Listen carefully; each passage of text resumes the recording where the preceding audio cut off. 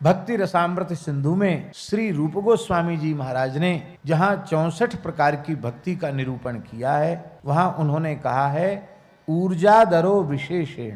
प्रत्येक वैष्णव का धर्म है कि वह कार्तिक मास का विशेष आदर करे। सामान्य दिनों में जितना भजन साधन नियम करता हो, कार्तिक में उसे चौगुना कर देना चाहिए। चौगुना न कर सके तो कम से कम दुगुना तो जरूर करना चाहिए, ऐसा शास्त्रों में लिखा है। कार्तिक में दीपदान की भी बड़ी महिमा। वैसे दीपदान 12 मास किया जाए उसकी बड़ी महिमा है, पर कार्तिक में दीपदान की विशेष महिमा है। इसलिए हमारे सनातन धर्म के ऋषि महर्षियों ने ऐसी परंपरा बना दी कि भले ही महीना भर कोई दीपदान न करे, पर दिवाली को तो दिया सब जलावेंगे, तो कम से कम इस महीना में एक दिन तो दीपदान हो जाए।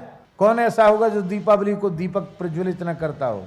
पर है पूरे महीने की विधि। और दीपक विशुद्ध वेद लक्षणा भारतीय देसी गाय के घृत से दीपक प्रज्वलित किया जाए तभी दीपदान की महिमा है। ऐसा घी उपलब्ध न हो प्रामाणिक रूप से तो शुद्ध तिल के तैल आदि से ही दीपदान करना चाहिए, घी से नहीं। घी से तभी करे जब प्रामाणिक रूप से यह ज्ञात हो कि यह विशुद्धतम वेद लक्षणा भारतीय देसी गाय का ही घृत है। और ये विशुद्धतम जो विशेषण हमने लगाया है, ये बढ़िया से तो तभी संभव है जब आपके घर में गैया हो और आप अपने दूध जमा करके दही बना करके फिर बिलौना का घी निकालें, वो सबसे उत्तम है। इससे उत्तम कोई दूसरा नहीं तो तेल का दीपक। दीपदान के समय तुलसी के लकड़ी में, सूखी लकड़ी में थोड़ी सी रुई लगा करके उसको घी में डुबा करके उसके अग्रभाग पर थोड़ा कपूर लगा करके उसे प्रज्वलित करके उसकी अग्नि से दीपक को प्रज्वलित करना चाहिए। दिया सलाई से नहीं,